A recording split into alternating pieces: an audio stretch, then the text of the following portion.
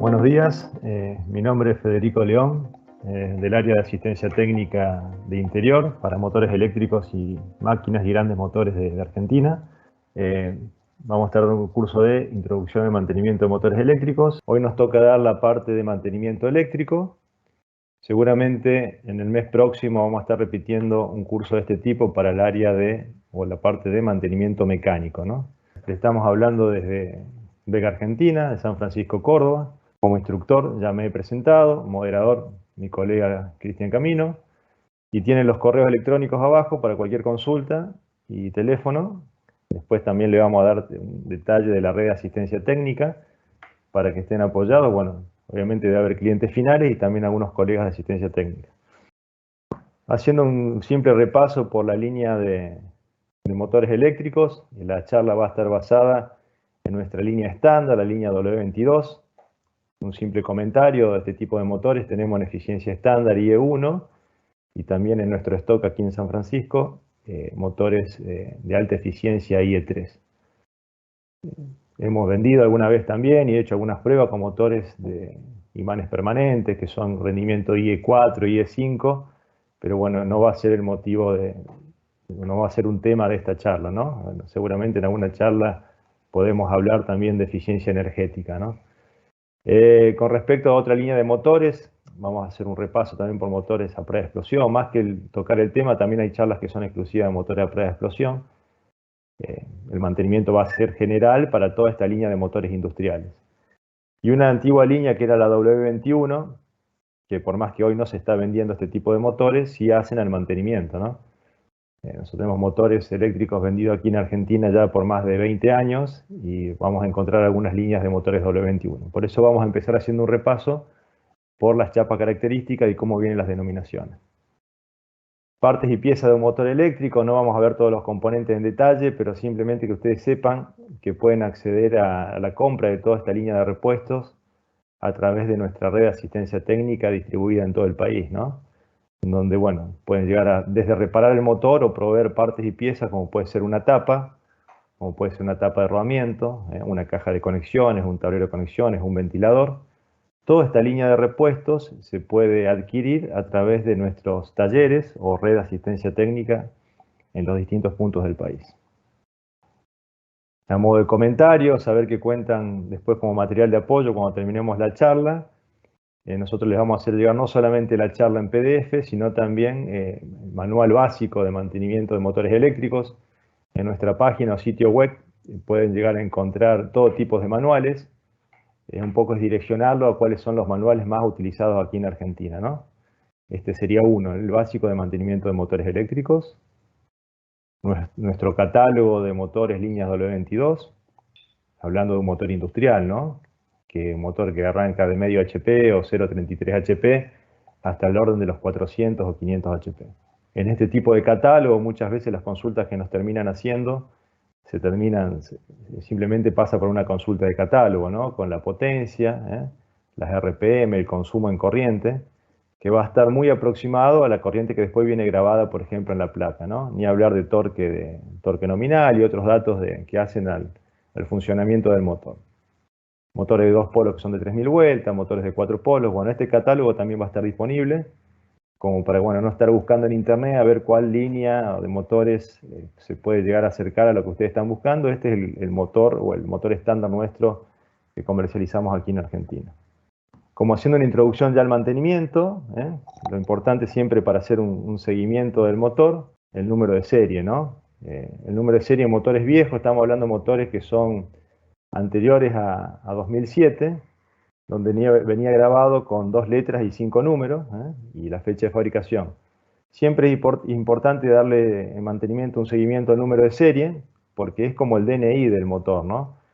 Yo, para hacer un registro de si ese motor fue varias veces rebobinado o tuvo algún tipo de mantenimiento, siempre hay que seguirlo por este número de serie y no por digamos, por algún dato que represente la máquina, porque a lo mejor en esa misma máquina puede haber tenido varios motores eléctricos.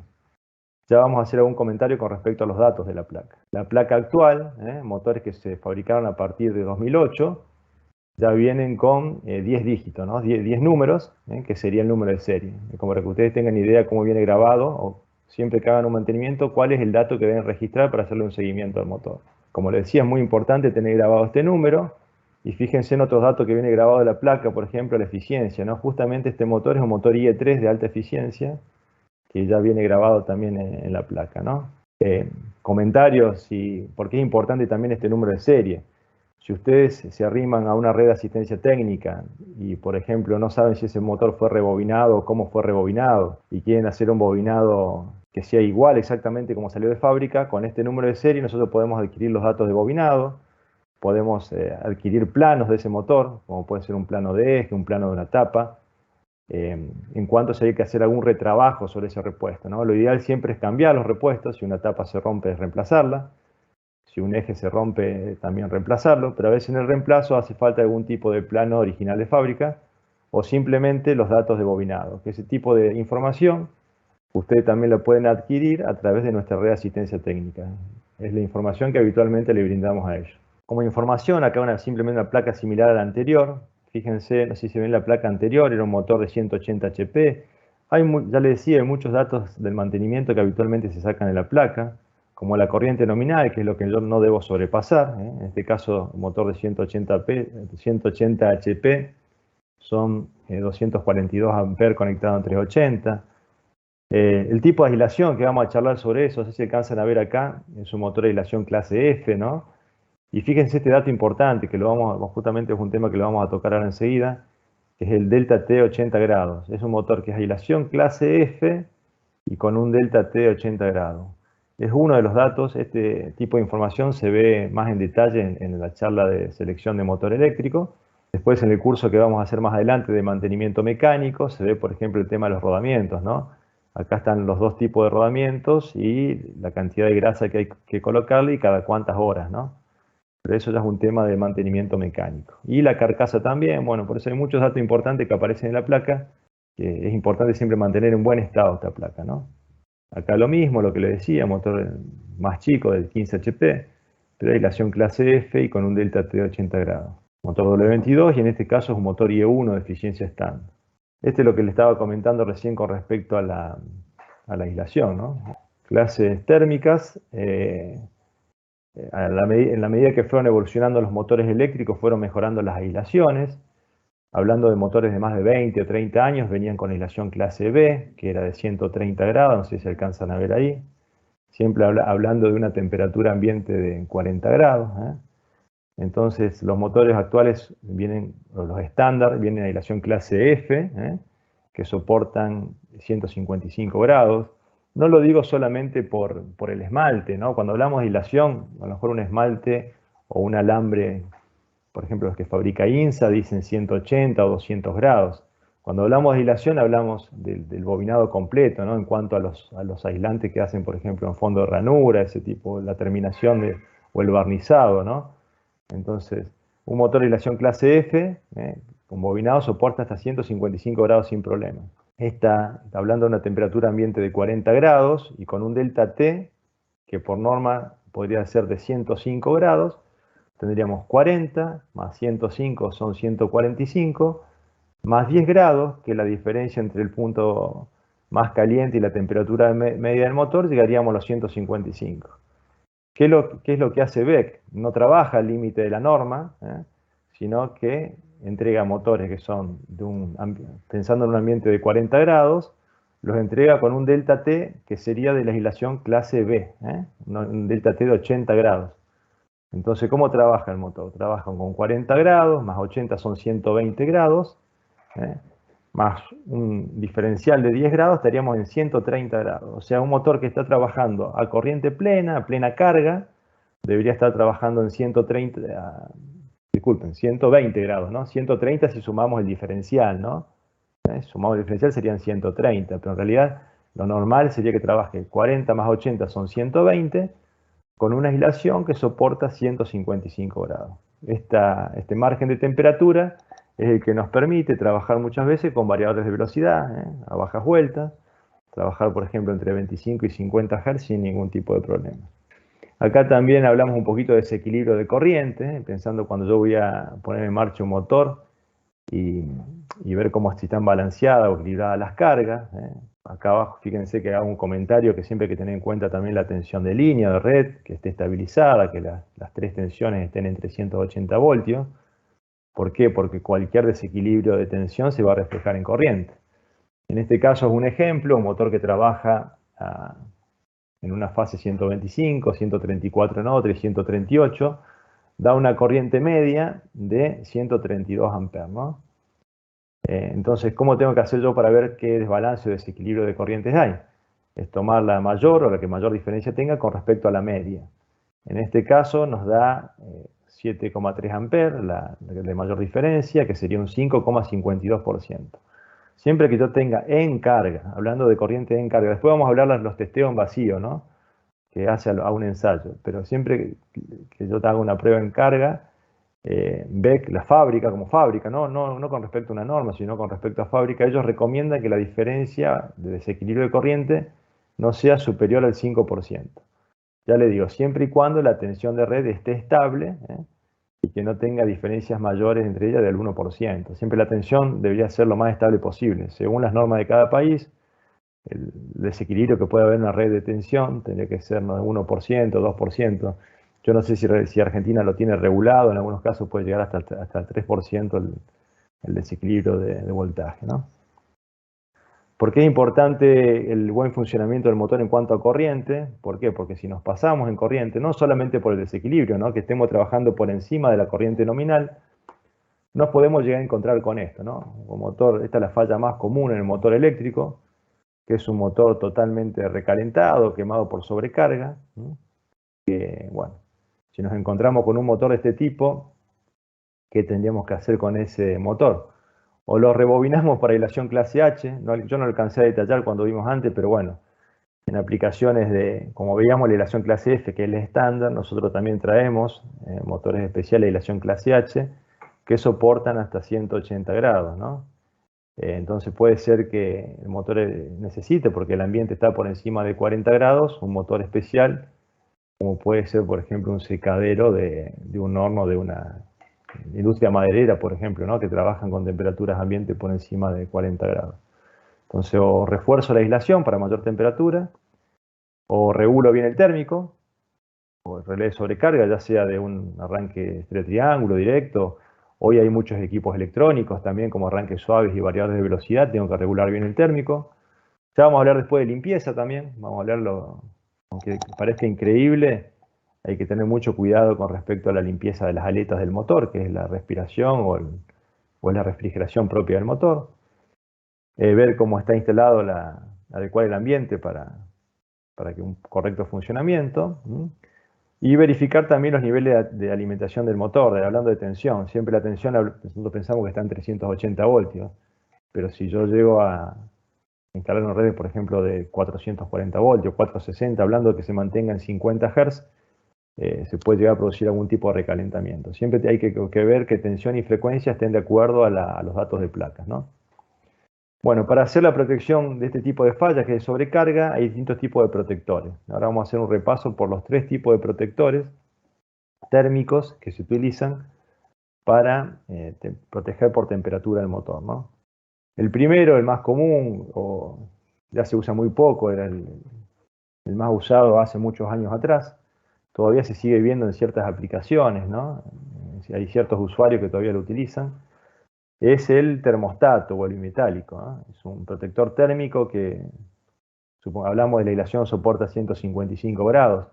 Bueno, puede venir regulado exactamente a 155 grados y cuando llega a esa temperatura se abre. Habitualmente es un normal cerrado que se puede llegar a poner hasta en serie con la bobina del contactor que alimenta el motor. Entonces, mientras está cerrado todo bien, cuando este termostato es un contacto seco, llega a la temperatura de disparo, se abre y corta el contactor y corta la alimentación del motor, ¿no? Puede ir directamente a la bobina del contactor o a través de un relé intermedio, ¿no? Es lo que termostato o Clixon, que era la marca que habitualmente se dice, ¿no? Puede ir embobinado o puede ir en rodamiento. Es un sensor de bajo costo, pero no es del todo confiable porque puede llegar a fallar. Lo más común y lo más económico, el termistor o PTC, que nosotros en motores de carcasa W22, hablando de la línea W22, lo tenemos en carcasa de 160 para arriba.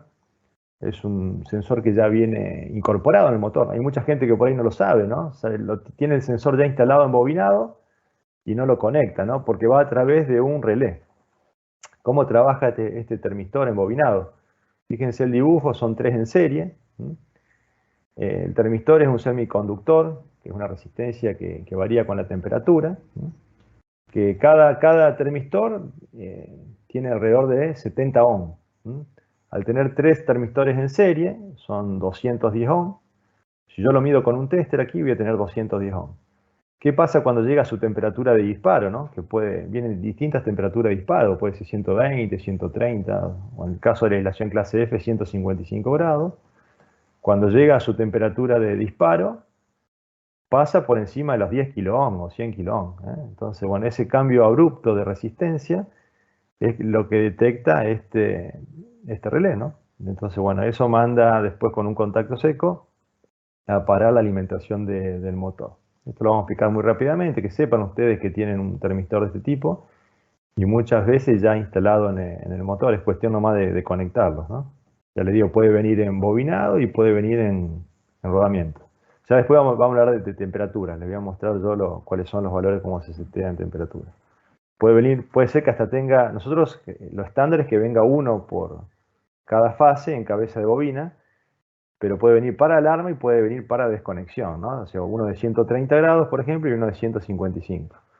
Y ya en rodamiento sería un opcional. Todo este tipo de sensores como opcionales se pueden instalar en el motor eléctrico.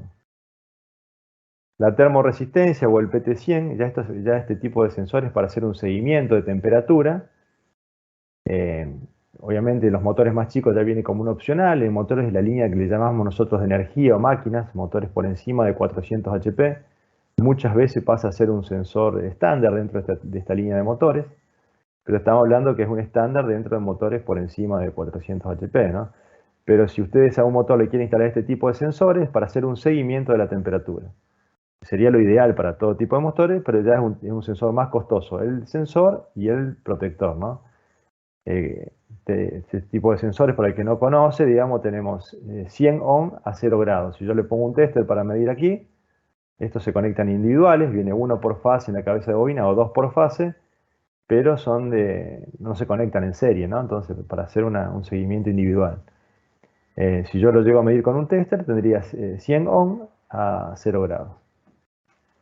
Y obviamente con una línea, ¿no?, de seguimiento a medida que va subiendo la temperatura, va siguiendo la resistencia, va subiendo la resistencia.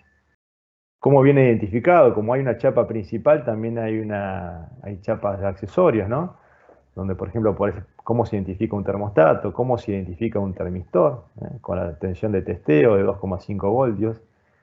Antes este voltaje decía 30 voltios porque era la tensión máxima del PTC, ¿no? Ahora directamente viene grabado como 2,5, que es el voltaje de testeo. Fíjense, este termistor es de 155 grados porque sería de disparo. Si fuese alarma sería 130, ¿no? Y los PT100 como vienen conectados individual. Y en rodamientos también. Esto yo lo paso rápido, total después esta información va a estar disponible para ustedes, así que bueno, ya lo pueden leer en detalle después para el que le interese profundizar.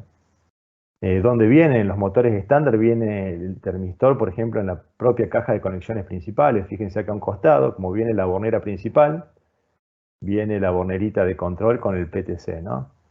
Puede ser que en algunos motores más grandes o el cliente lo pida con una caja auxiliar, ¿no? Que él no quiera tener mezclado la potencia con los accesorios, entonces pide una caja auxiliar donde ahí conecta los accesorios, sea termistores, puede ser resistencia calefactora también. Ya vamos a charlar después un poquito de la resistencia calefactora, cuándo se utiliza. Y acá para que vean ustedes cómo se ajustan, por ejemplo, qué recomienda fábrica. Para un devanado, para un bobinado, si voy a poner 2 protectores, por ejemplo, sería alarma 130 grados, para aislación clase F, ¿no? 130 alarma y 155 el disparo. Y en rodamientos, lo que recomienda Beck, para que ya vayan teniendo una idea de la temperatura de rodamientos, 120 desconexión o disparo, y 110 sería la alarma. Bueno, aquí ya vamos entrando en lo que es el mantenimiento del motor eléctrico propiamente dicho. Hay 3 clases de mantenimiento que son los que habitualmente se habla, ¿no? Mantenimiento correctivo, no hace falta mucha explicación para el correctivo, sino simplemente salir a apagar el incendio, salir corriendo cuando se produce una falla. ¿Esto qué nos ocasiona, digamos? Nos ocasiona paradas no programadas, pérdidas de producción, muchas partes y piezas. Simplemente espero que el motor se rompa y yo salgo a repararlo. O sea, acá no tengo mucho para inventar, ¿no? Sin tener ningún control sobre en qué momento se va a romper ni qué daño nos va a causar en la producción. Mantenimiento preventivo, ya estábamos, la charla se va a basar en eso, ¿no? Mantenimiento preventivo y predictivo, que es lo ideal, ¿no? Mantenimiento preventivo ya tiene rutinas diarias o periódicas, según las horas de uso, según el número de ciclos. Y el riesgo de hacer mantenimiento sin necesidad, sí, porque yo, por ejemplo, puedo decir, este motor, por ejemplo, cambio rodamiento cada 2 años, cada 3 años, sin saber si el rodamiento realmente está bueno o está malo, ¿no? Entonces, bueno, eso, el mantenimiento preventivo pues nos lleva a eso, a hacer rutinas o reparaciones innecesarias. Lo ideal sería trabajar sobre un predictivo, que es en base a mediciones periódicas, a un seguimiento del motor. Pero para hacer un buen predictivo, acá ya entramos en todo lo que es instrumental y, bueno, y un diagnóstico, ¿no? De medir tensión, corriente, temperatura, aislación, vibración. Ya vamos a repetir todos estos términos, van a ver en qué se basa el mantenimiento del motor eléctrico. En cuanto al mantenimiento propiamente dicho, si queremos resumir en realidad la técnica de mantenimiento, por lo menos para lo que es motores eléctricos, se resume a una inspección periódica de los niveles de aislación. Por acá les resalté los términos para que los tengan bien presentes, ¿no? Aislación, la elevación de temperatura, o sea, aislación, temperatura, la lubricación, que no va a ser, esto se va a dar en el próximo curso cuando hablemos de lubricación, o revisión y medición de vibraciones, eventuales exámenes de limpieza. Vamos a ver lo importante que es la limpieza, aunque no crean, bueno, el que está en el ambiente industrial sabe lo importante que es la limpieza del motor eléctrico. En cuanto al correcto flujo de aire, por eso hablamos de limpieza, la frecuencia con que deben ser hechas estas inspecciones depende mucho también del tipo de motor y de las condiciones ambientales, de esa aplicación donde está aplicado ese motor. Hay motores que se puede hacer un megado cada 1 año y en algún caso puede ser, porque si el ambiente es muy húmedo o muy hostil, puede ser que se haga en un periodo menor, ¿no? Hablando de aislación. Sin olvidar medir siempre la temperatura. No hay que desmerecer el hecho de medición de corriente y voltaje que esté dentro de los valores de placa. Y lo más importante de todo no van a ser las mediciones, sino la historia versus la medición. Acuérdense que siempre en este caso es muy importante no la medición puntual, sino cómo fue evolucionando la medición de ese motor. ¿Por qué pongo todos estos dos instrumentos? Porque bueno, nos ha tocado dar muchas charlas en distintas empresas o partes de puntos del país, donde vamos a dar una charla de mantenimiento y nos encontramos que la gente de mantenimiento eléctrico no tiene más que una pinza amperométrica y un tester, ¿no? No quiero decir que haya empresas que no la tengan, hay empresas muy bien equipadas, con mucho instrumental, muchas veces mucho más de lo que se necesita, pero hay otras donde simplemente se encuentran con una pinza amperométrica y un tester, que no es poco importante, digamos, pero no es muy difícil diagnosticar el funcionamiento de un motor solamente con estos dos elementos, ¿no? A modo de comentario, nosotros después vamos a hacer un repaso, una foto del instrumental con el que cuenta, por ejemplo, nuestro laboratorio aquí, ¿no?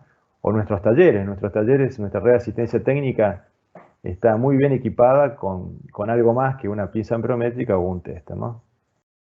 Para ir digamos, gradualmente viendo los distintos tipos de instrumentos que habría que tener, por lo menos un pirómetro, cuando yo voy a hacer una revisión también de un motor. Ya le digo, ¿no? O sea, el tester y la pinza amperométrica también hay que tenerlo a mano, ¿no? Pero nunca está de más tener un pirómetro para ver una medición de temperatura, un megómetro, aunque sea un megómetro de mano, no importa la marca, acá no es una cuestión de marca, no simplemente un megómetro de mano, a veces como para hacer un diagnóstico puede ser un megómetro nuevo, viejo, pero que funcione bien, como para hacer una medición rápida en campo, ¿no? El tacómetro es un instrumento un poquito más de laboratorio, pero a veces no viene de más ver en qué RPM está girando el motor, más si tengo dudas, o la máquina, y para hacer más si hay que hacer después algún tipo de reemplazo. Tacómetro es un instrumento que nosotros usamos mucho aquí en laboratorio, o en el banco de ensayos. Instrumentos un poquito más elaborados, ya sería un megómetro ya un poquito más completo, aquí en laboratorio también lo tenemos, donde también puede medir el índice de IP, o son instrumentos ya un poquito más complejos, de más precisión. Un miliomímetro, que generalmente muchas veces en campo no se usa el miliomímetro, pero sí lo usan mucho en nuestros talleres, cuando fabrican las bobinas, ¿no? Fabrican las bobinas del motor, ver que en las tres... Es muy raro que un motor de fábrica venga con las bobinas o las resistencias desbalanceadas. Realmente, yo no sé si les comenté, pero con mi colega Cristian Camino ya tenemos más de 20 años en la empresa. No sé si aprendimos algo, pero años tenemos y recibimos los reclamos.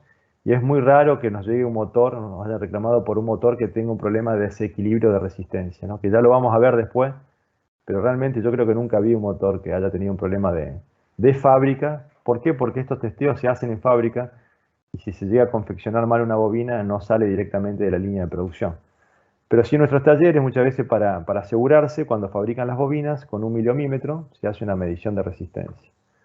Más que nada cuando hay algún desbalance de corrientes y se pueda llegar a pensar que el problema no está en la línea, que el problema sea el motor. Y para que vean la foto acá, un medidor de rigidez dieléctrica o HiPod de alta tensión de corriente alterna, que es lo que se va a llamar tensión aplicada más adelante. Simplemente que vean los instrumentos de los cuales vamos a hablar ahora cuando hablemos ya del detalle de cómo funcionan estos instrumentos. Para que lo vean físicamente, no es más que una foto de los instrumentos que tenemos aquí en laboratorio. Cámara termográfica, un poquito más elaborada lo que es la medición de temperatura. Ya vamos a hacer un comentario de cámara termográfica, la temperatura de carcasa del motor. Anemómetro y decibelímetro son instrumentos más de laboratorio, no le vamos a pedir a los talleres que tengan ni a la gente de campo que tenga anemómetro y decibelímetro, pero aquí se usa en laboratorio. Y hoy se utiliza mucho lo que son analizadores de red o analizadores de potencia, como para hacer, más que nada lo que es la calidad de energía de la red, ¿no? Estos instrumentos se los muestro nomás, pero hacen el mantenimiento mecánico. Van a ser lo que se van a ver en la próxima charla, ¿no? Lo que es el control de vibraciones en el funcionamiento del motor eléctrico o los rodamientos en sí, ¿no? Este tipo de instrumentos, nosotros contamos con todo ese instrumentario en nuestros laboratorios. No sé si todo el mundo lo sabe, pero la empresa como Vega Argentina tiene un convenio con la universidad local, con la UTN, Facultad Regional de San Francisco, donde bueno, tenemos la posibilidad de ensayar motores eléctricos cuando hay alguna duda. Más allá de que pueden ser hechos en Brasil, está la posibilidad de que se ensayen acá y que algún inspector venga también a ver algún tipo de ensayo, que hoy por hoy se están haciendo virtuales, ¿no? Dada la situación actual, ¿no?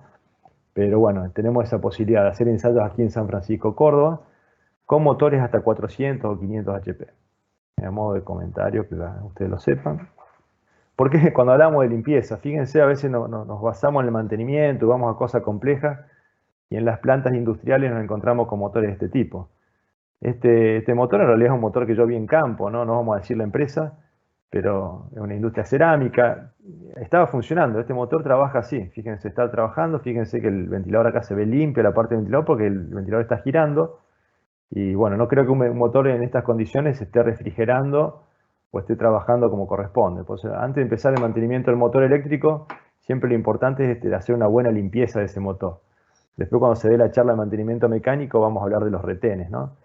Pero esto a veces pasa también en la industria sojera, que esto no es polvillo de cerámico o cemento, sino que pasa a ser espele de soja, ¿no? O residuos de la soja que tapan las aletas del motor. El motor se refrigera por las aletas. Después lo más importante también a tener en cuenta muchas veces antes de empezar a megar el motor, ya vamos a hablar después de megado, es ver cómo estuvo almacenado ese motor.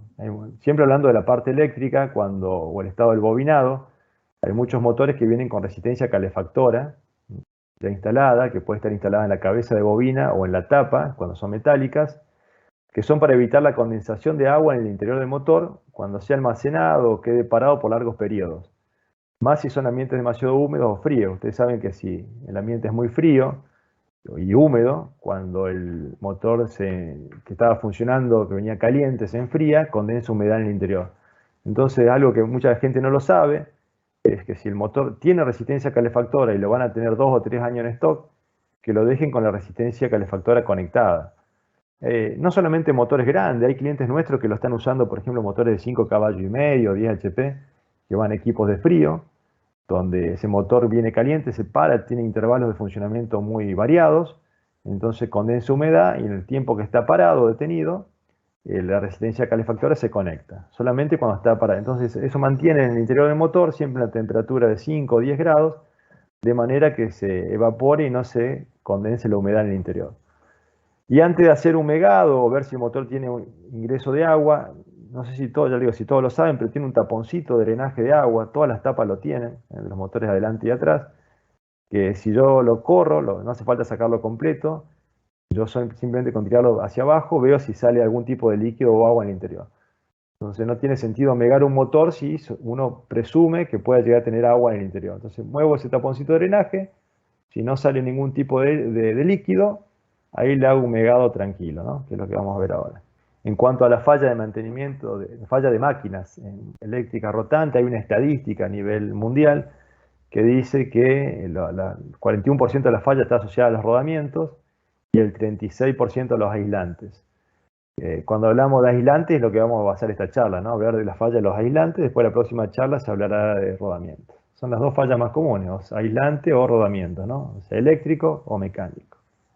Vamos a ver vamos a hacer un breve paso básico por los distintos, o los más básicos en lo que hace a la medición o al ensayo de motor eléctrico, la medición de resistencia de aislamiento, que es lo más importante, índice de polarización, que está relacionado con el mismo instrumento que mide aislación, la medición de resistencia óhmica, que se hace con el miliomímetro, la prueba de corriente de vacío sin carga, que se puede medir con los testers, la prueba de tensión aplicada, que es rigidez dieléctrica, y una prueba de loop test o de prueba de lazo bucle, que ya lo vamos a ver, que ya vamos a entrar en detalle cuando lleguemos a eso, y termografía, que es un poquito es un detalle de esos instrumentos que ya les mostré anteriormente. Vamos a explicar cada tipo de ensayo.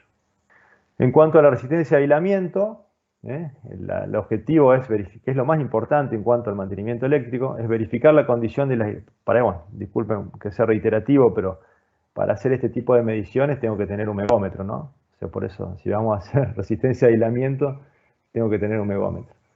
Es verificar la condición del aislamiento del motor y mantener registro histórico de los resultados, ¿no? Nosotros nos basamos, OBEC, la empresa se basa en la norma IEEE estándar 43, que para motores por debajo de 1000 voltios se ensayan con 500 voltios. Con 500 voltios de corriente continua es lo que se va a utilizar, se va a setear el megómetro. Hay alguna otra norma como la IRAN, creo que se llama la 2325, que permite hacer ensayos hasta 1000 voltios. Se podría hacer en 1000 voltios, pero no justifica, ¿no? Da las dos opciones, da la opción de 500 voltios y da la opción de 1000 voltios. Nosotros nos basamos en esta norma, donde con 500 voltios de continua sería lo recomendado, por ejemplo, para un motor de 380 voltios 50 Hz. Todos estos megados hay que hacerlo en lo posible al mismo valor de temperatura, y si no se respeta esa temperatura, hay una tablita de compensación para hacer un equilibrado a 40 grados centígrados, ¿no?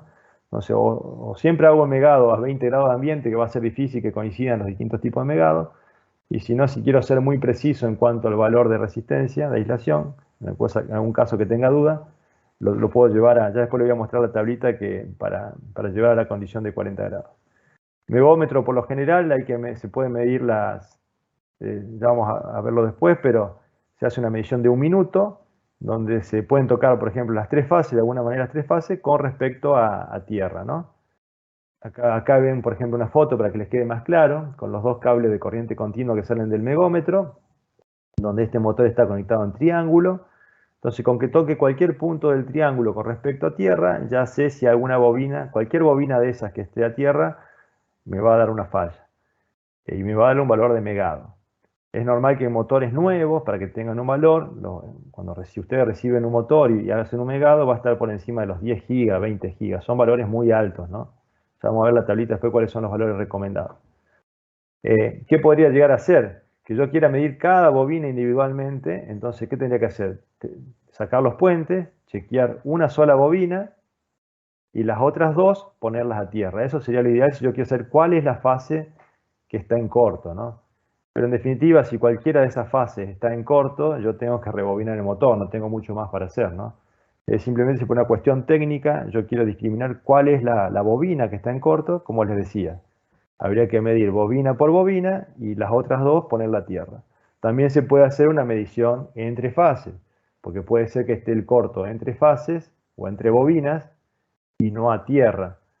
El otro día nos llegó un motorcito de 5 caballos y medio aquí, que estaba entre bobinas en corto, y a tierra no estaba en corto, pero tenía 8 megón, o sea que estaba un motor que estaba totalmente cocinado, le faltaba nomás un toquecito de horno para que esté a tierra, ¿eh? Motor que había que rebobinar. Estos mismos instrumentos son los que después tienen un botoncito por aquí que hace el IP, ¿no? Ya le vamos a comentar lo que es el IP, o sea, sirven para el megado, la resistencia de aislación, que se hace en un minuto, la idea es hacerla en un minuto, y si no, a los 10 minutos se haría el IP. La resistencia de aislación, lo que está considerado bueno, según la normativa, es cuando está por encima de 100 megón. Ya le decía, imagínense que un motor nuevo tiene 10 gigas o 20 gigas, y ya 1 giga, o sea, 1000 megón, ya lo daríamos por excelente. Para yo poner en marcha o dejar en funcionamiento un motor que tiene 100 megón o 500 megón, acá lo importante es el historial, ¿no? O sea, yo le decía, si hay un motor muy viejo de 10, 15 años que con 500 megón yo lo estoy poniendo en marcha, lo ideal es ver que todos los años se mantenga en 500 megón. Si no, lo normal y lo aconsejable es que el motor esté por encima del giga, de los 1000 megones. Siempre está la anécdota del que dice, bueno, yo tenía un motor de 2 megón y lo puse en marcha y anduvo. Bueno, nos ha pasado en alguna charla por ahí, pasa que, bueno, a lo mejor un motor que estuvo sumergido, estuvo con agua, estaba húmedo, y el cliente, en lugar de decir, bueno, está malo, y mandarlo a secar o rebarnizar, decide ponerlo en marcha con 2 megón o 5 megón, y resulta que el motor tiene suerte que después se seque y funciona. Pero no es lo ideal, ¿no? Si yo voy a testear un motor, hacer un megado y da 2 megón, ese motor yo lo tengo que sacar y enviar a un taller a reparar, ¿no? O a revisar por lo menos, ¿eh? Por ahí le salvo la vida, por ahí si no lo pongo en marcha y le hago un secado a horno, los secados a horno por lo general se hacen en no, 120, 130 grados. Recuerden que las aislaciones de los motores son hasta 155 grados, entonces no tendría sentido hacer un secado a horno por encima de 140, 150 grados. Pero se hace en forma gradual, son 2 o 3 horas de secado, y a lo mejor ese motor se termina recuperando porque simplemente lo que había condensado era humedad, ¿no? Se puede hacer hasta una limpieza, un secado a horno, y si es necesario se hace un rebarnizado. Para eso están nuestros talleres, nuestra red de asistencia técnica, que conoce mucho más que yo del tema, ¿no? Que es un trabajo de todos los días para ellos. Bueno, lo que comentaba antes, lo ideal sería siempre hacer estas mediciones a 40 grados de ambiente, y si no, tengo esta tabla para equilibrar, ¿no? Siempre si yo el motor lo probé a medida que sube la temperatura, la aislación baja un poco, entonces tengo esta tabla de compensación, ¿eh? Fíjense, si la medición la hice a 60 grados de ambiente, tengo que multiplicar por 1, por 3 más o menos. Sería 1 acá, 1, 2, 3 o 4, ¿no? Si le hice a 60 grados. 60 grados son multiplicados por 4. Y así tengo toda una tabla de compensación. Fíjense que si la medición la hago a 40 grados, el factor me da 1. Ahí no tengo que multiplicar por nada, ¿no? Si la hago por menos de 40 grados, por un día de 20 grados, hay que multiplicar tal vez por 0,3 o 0,4. Bueno, para eso está esta tablita que figura en los manuales, en el manual que le comenté anteriormente. Esto no tiene mucho sentido cuando me da 30 gigas, porque ¿qué puedo llegar a la conclusión? Que en lugar de 30 gigas sea 20 gigas, sea 10 gigas. Estamos siempre muy por encima del valor de 1 giga o de 1000 megón, que es lo recomendado. Esto es para saber si es bueno o malo. Esta tabla es muy importante cuando los valores son bajos y yo quiero hacer un seguimiento y una tendencia de cómo va variando, porque puede ser que me toque un día en campo que tenga 10 grados de ambiente y en el verano tenga 40 grados de ambiente. Ni hablar salas de máquinas que muchas veces llegan a 50 grados, ¿no? Acá unas tablitas que me facilitó un colega, donde se ve, por ejemplo, cómo varía el megado, ¿no? Por eso esto va a ser una introducción a lo que es el IP, que vamos a hablar después, el índice de polarización. Fíjense que al minuto, esto es cuando el valor de aislación es bajo. Este acá sería 50 megón, 60, 70, yo acá tendría 80 megón. Un motor que arranca al minuto con 60, 70 megón, y este sería un motor que está malo, fíjense que no sube, ¿no? A medida que yo le voy, esto sería para hacer un índice de polarización, ¿no? Hago el primer megado al minuto, y a los 10 minutos de estar megando, polarizando el bobinado, la aislación no solamente que no sube, sino que baja un poquito, bueno, se mantiene ahí. Lo ideal es que cuando yo le hago un megado, al minuto tenga un valor, y después a los 10 minutos esa aislación vaya mejorando, se vaya polarizando y el valor suba. Ya vamos a ver después, el índice de polarización no se recomienda hacer en motores nuevos, porque motores nuevos yo tengo 10 gigas o 20 gigas, y a los a los 10 minutos voy a tener tal vez 25 o 30 gigas. Es tan alta la aislación, el aislante se comporta tan rápido o se polariza tan rápido que no tiene sentido hacer un IP. Esto más que nada es muy importante cuando son motores que da baja la aislación. Fíjense acá el seguimiento, esto también es muy importante, no solamente el índice de polarización, sino cómo le voy haciendo los megados en los distintos años. Este es un cliente que decidió poner en marcha un motor con 500 megón. Yo lo pongo en marcha, es bajo, pero lo pongo en marcha así, bueno, y se mantiene a través de los años, año 95, 96, 97. ¿Qué pasó en el año 98? Bajó por debajo de 5 megón. Entonces, bueno, ahí lo importante de la tendencia, de la historia, ¿no? de la medición de aislación, ¿no? Ver qué problema tuvo, ahí seguramente hay que hacer alguna intervención sobre ese motor eléctrico. El IP, que es el valor de tendencia que hablábamos recién, el IP es el índice de polarización, hace una comparación de la resistencia a los 10 minutos comparado con la resistencia al minuto, ¿no? Para ver cómo se polariza o cómo se comporta ese aislante, si todavía se recupera y está en buen estado. Si el motor está muy... El IA es índice de absorción, es muy similar, es cuando no tengo mucho tiempo y tengo que hacer mediciones cortas. Es una comparación al minuto y a los 30 segundos. Pero lo más importante y lo más utilizado es el IP. Así que vamos a hacer hincapié sobre el IP. Que el IP me tiene que dar... ¿Cuándo un IP da bajo, no? Ya si es un motor muy nuevo, ya dijimos que el IP no hay que hacerlo, ¿no? ¿Por qué? Porque va a dar valores muy altos, no tiene sentido. Pero si el motor da, por ejemplo, 500 megón o 600 megón y yo decido ponerlo en marcha y ese IP no sube, o sea que no sube porque el motor tiene que estar limpio y en buenas condiciones para que el IP dé alto, ¿no? Para que el IP dé por encima de 2, 3 o 4 tiene que estar limpio y en buenas condiciones. Si el IP da bajo, en la condición que tiene humedad, sucio o grasa. O sea, si ese aislante no mejora, es porque tiene humedad o está sucio, y ahí tengo que hacer algún tipo de intervención de las que le comentaba antes, ¿no? Enviar a un taller para que lo laven, le hagan un secado horno y tal vez un rebarnizado. Entonces, en un motor ya decía que puede tener algún tipo de suciedad o IP bajo, es considerado bueno cuando el IP da por encima de 2 a 3. Y acá vuelvo a repetir, esta tablita, bueno, se las dejo, va a estar en esta charla para después a disposición de todos, figura también en nuestros manuales. Y vuelvo a repetir, atención, el IP no es válido en este ensayo cuando la resistencia de aislación es elevada. Ejemplo, motores nuevos, que la resistencia de aislación está por encima de 10 a 20 gigas. En cuanto a la resistencia óhmica en sí de los bobinados, para hacerla simple, lo que recomienda fábrica es que si yo mido las tres resistencias no esté por encima, según la carcasa, del 3 al 2%. Carcasa cuerpo 200 no tendría que tener un desequilibrio mayor al 3%, y carcasa 225 a 355 no mayor al 2%. Creo que la norma IEEE por algún lado me parece que establece hasta un 5% de desequilibrio. Bueno, BEC como fabricante recomienda que las bobinas no estén, en cuanto a resistencia, no estén desequilibradas entre el 2 y el 3%. Acá hay un ejemplo, como nos vamos a pasar, no es más que un ejemplo. La corriente de vacío, esto para tener en cuenta también, que muchas veces el motor se prueba en vacío. La corriente de vacío no viene identificada en la placa del motor ni en la hoja de datos. Sí en la hoja de datos, en el sitio BEC, si ustedes nos piden la hoja de datos motor, ahí sí está la corriente de vacío.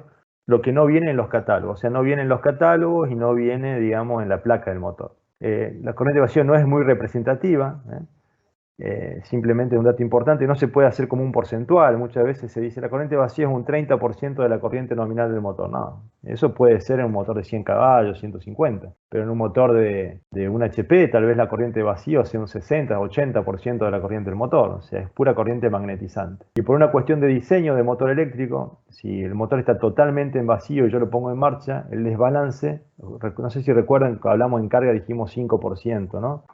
Sí puede pasar que en vacío, por una cuestión de dispersión magnética, del flujo magnético, en motores de 4 polos o 6 polos, sea del 10% este desequilibrio, y en motores, por ejemplo, de 2 polos, que son bobinas más largas y tienen mayor dispersión, puede llegar hasta el 20%. Es muy raro que un motor eléctrico tenga un desequilibrio de corrientes ya en carga por encima del 10%, pensando que ese motor no esté totalmente cargado, que tenga un desequilibrio de voltaje, pensando que dijimos 5% antes de desequilibrio de corriente en carga, pero por ahí esto viene acompañado de algún desequilibrio de tensión. Es muy raro que haya un motor que tenga mayor al 10%. Pero sí sepan que en vacío pueden llegar a tener estas variables, ¿no? un motor totalmente en vacío, pura corriente magnetizante, que en motores de 4 polos puede llegar a haber un desequilibrio del 10%, y en 2 polos, repito, 20%, que después se equilibra con el tema de la carga. Esto no vamos a hacer, es un ejemplo, simplemente no vamos a repetir el ejemplo porque simplemente es ese valor lo que tiene que estar. Prueba de tensión aplicada o high pot o ensayo de alta tensión en corriente alterna. Este es un ensayo que hay que tener cuidado porque si el motor no está bien de agilación, lo podemos llegar a quemar. Siempre es importante que esto se haga después de humegado. No todos los talleres hacen este tipo de ensayo. Este es un ensayo que se hace más bien en fábrica o en laboratorio. Es aplicarle, ¿por qué se hace en fábrica muchas veces? Porque es más rápido, en lugar de hacerle humegado, cuando sale de la línea de producción, en lugar de hacer humegado por cada motor, yo le hago un ensayo de alta tensión y bueno, si el bobinado sobrevive a esto, está preparado para todo, ¿no? Por eso tenemos tan bajo índice de fallas. Yo acá no lo comenté, pero el índice de fallas nuestro a nivel Argentina no es más del 1 por 1000, o sea, fallas, personas que tengan alguna falla de aislación, y muchas de esas son discutibles, ¿no? Porque hay que ver si no está asociado a un problema de red, ¿no? Pero es muy raro que falle más de un motor del 1 por 1000 o el 0,5 por 1000. Cuando se hace un ensayo de este tipo de tensión aplicada, se le da un impulso de una tensión alterna de 1000 voltios, disculpen, 1000 voltios más 2 veces 380. Serían 1760 voltios. Yo lo aplico en laboratorio durante 1 minuto, 60 segundos.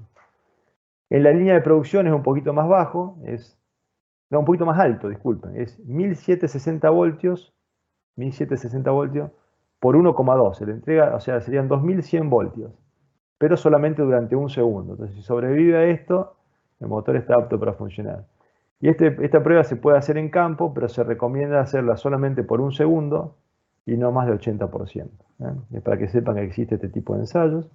Bueno, y acá el loop test o prueba de lazo es muy importante. Ya vamos a ver después algunas fallas rápido ya para al final de la charla, cómo se pueden llegar, algunas fallas básicas de daños en los bobinados, pero puede ser que haya un cortocircuito muy importante en el motor y una ranura se genere un punto caliente o se funda, se unan los puntos ahí donde se produce el cortocircuito, y eso haga que el motor yo lo vuelva a rebobinar y se vuelva a quemar, y lo vuelvo a rebobinar y se vuelve a quemar. Por eso es muy importante cuando la gente de mantenimiento, cuando se queman los motores eléctricos, que el taller de confianza de ustedes, la gente que le hace la reparación, les diga por qué se quemó ese motor. Si se quemó por sobrecarga, por falta de fase, que no simplemente pase como que lo mandaron a reparar porque se quemó y no saben por qué. Siempre es muy importante que el taller técnico o el asistente técnico le haga un buen informe técnico y tenga a disposición de ustedes el motivo de la falla. Acá se simula un campo magnético para ver si está la temperatura todo uniforme. Es un ensayo donde se hace generalmente en laboratorio o en algunos talleres para ver si las chapas están en buenas condiciones. Entonces se pasa así este lazo, se simula un campo magnético, un bobinado, y con cámara termográfica se ve si algún punto de esto está, supónganse que toda la carcasa o todo este paquete magnético está en 40 grados y algún punto está en 80, bueno, o 90. Tengo 50 grados de diferencia. Recuerden, cuando hablamos de aislaciones, hablamos de que el motor generalmente internamente el bobinado trabaja a 120 y le sobra, tiene margen de temperatura. Pero si a esos 120 grados yo le sumo 50 de un punto caliente, voy a tener 70 grados. Entonces es muy probable que el motor se vuelva a quemar y se vuelva a quemar exactamente en el mismo lugar, ¿no? Entonces esto es muy importante cuando está dañado el paquete estatórico, ¿no? Hay talleres nuestros que se toman el trabajo de desarmar el paquete completo y girar las chapas. Estos motores grandes muchas veces justifican. Temperaturas de carcasa, que esto muchas veces es una consulta que hacen los clientes, ¿no? Ver si la temperatura de carcasa es algún indicativo o nos da algún diagnóstico de la temperatura interna del bobinado. No es directo porque depende mucho de la refrigeración del motor, si el motor es carcasa de fundición, carcasa de aluminio, el tamaño del motor también, ¿no? Cómo esté. Ustedes saben que hay un mismo motor, muchas veces, una misma carcasa, tenemos varias potencias, entonces hay motores que están un poco con más material interno que otros, ¿no? Entonces puede ser que la disipación sea distinta. Más allá de todas las temperaturas que se pueden medir, que acá están determinadas, temperatura ambiente o temperatura en el cáncamo se puede medir, o en la caja de conexiones si tengo algún termoresistencia, algún PT100, ¿no? Pero lo más importante, el punto más caliente es el lado delantero, el lado que es el que menos ventilación recibe, que para las carcasas 63 a 200 la temperatura máxima puede llegar a 75 grados, y en carcasas más grandes hasta 85 o 90 grados. Entonces, para que ustedes sepan que si van a hacer alguna medición de temperatura, redondeando no debería estar más de 80 o 90 grados en el punto más caliente, que es la tapa delantera, que es donde se empiezan a reducir los intervalos de reengrase. Hasta estas temperaturas, los intervalos de reengrase son los que dice la placa característica, ¿no? Esto porque les comento, porque es muy normal que a veces un cliente vaya, toque con la carcasa del motor y diga está caliente, ¿no? Toma temperatura. Por encima de 60 grados ya se empieza a sentir la temperatura en la palma de la mano. O sea, esto hay que medirlo con una cámara termográfica o con algún pirómetro, algún sensor de temperatura. Termografía, acá un ejemplo, fíjense, son dos ensayos hechos aquí en laboratorio, 63 grados en un caso y 54. Fíjense, está por debajo de los 75, 80 o 90 grados que hablábamos, ¿no? Lo normal es esto, que la temperatura del punto más caliente no supere los 70 grados, 70, 80 grados. Estos son dos ensayos hechos a plena carga, son con 4 o 5 horas de calentamiento en nuestro laboratorio acá de la UTN, son dos casos reales. Y para ir terminando, vamos a ver un poquito las fallas de los motores, ya con esto vamos a ir concluyendo, como para que vean que los motores se pueden llegar a dañar, no es común, pero esta es una falla que podría ser hasta en garantía, les diría, una falla limpia de un bobinado. Esto puede ser una falla de aislación o un pico de tensión. Una falla limpia ahí se alcanzan a ver en círculo y cómo se ve reflejado en la placa. Fíjense que no hay ninguna, no está recalentado, no hay ningún hilo cortado, ¿no? Acá otra falla también de aislación, producida en el centro de la ranura. Esto como para que vean alguna. Después hay una lámina que les vamos a hacer llegar que está con todo el tipo de fábrica. Acá podría haber un punto caliente si hubiese una soldadura. Ustedes ven un hueco, hubiese un hueco ahí. Acá se produjo una falla de aislación en la ranura, pero no hay ningún tipo de daño en el paquete estatórico, ¿no? Motor de 40 HP, IE1.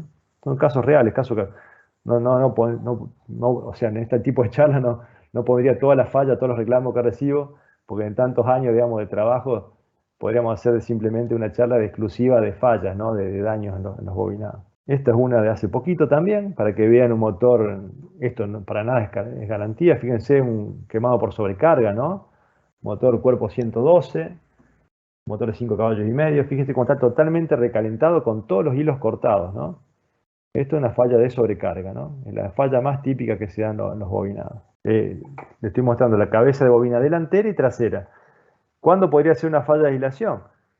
O defecto de fabricación. Si la cabeza de bobina de un lado estuviese en este estado y del otro lado yo la desarmo y está impecable, ¿no? Esta lámina, acá se pueden ver, esta lámina está disponible, se la podemos hacer llegar, están todos los tipos de fallas como para diagnosticar. No vamos a hacer una por una porque nos iría mucho tiempo, pero era simplemente mostrar las más típicas, casos reales. Y mostrar acá un caso también que es muy común, cuando hay una falta de fase, ¿no? Si yo tengo una falta de fase y no tengo un protector a la entrada, según si el motor está conectado en estrella o en triángulo, se quema una o dos fases, ¿no? O dos bobinas. Está claro que si un motor está conectado en triángulo, cuando falta una fase se quema una sola, entonces se quema un 30% del motor. Cuando está conectado en estrella y me falta una fase, tienen que hacer el dibujo ustedes mentalmente, pero si está conectado en estrella y me falta una fase, se recalientan o se queman dos bobinas, ¿no? O sea, sería más 66% del motor quemado. Para terminar con la charla, simplemente ustedes que sepan que no solamente cuentan con nuestro apoyo, sino con el de toda nuestra red de asistencia técnica autorizada del país, en lo que es motores y máquinas, que nosotros le llamamos energía. Nosotros tenemos 34 talleres oficiales o asistentes técnicos oficiales BEC, que trabajan, ya les digo, en los distintos puntos del país. 12 corresponde, yo tengo un colega en Buenos Aires que hace la tarea similar a la mía, y él administra o gestiona 12 talleres que serían de Buenos Aires y la Patagonia, o el sur del país, más 22 que son del interior del país, ¿no? De esos 34 talleres, hay 5 que se dedican o tienen la especialidad de motores y máquinas, o máquinas, nosotros les llamamos máquinas a los motores de media tensión, ¿no? En motores de media tensión o grandes motores, hay 5 de esos 34 talleres que se dedican a motores grandes, ¿no? Y de esos 34 hay 11, donde están incluidos estos 5, que se dedican o tienen la capacitación en la especialidad de generadores, ¿no? Y dejar nuestros correos también a disposición de ustedes, ¿no? Más allá de la red de asistencia técnica, que cuentan con todo nuestro apoyo.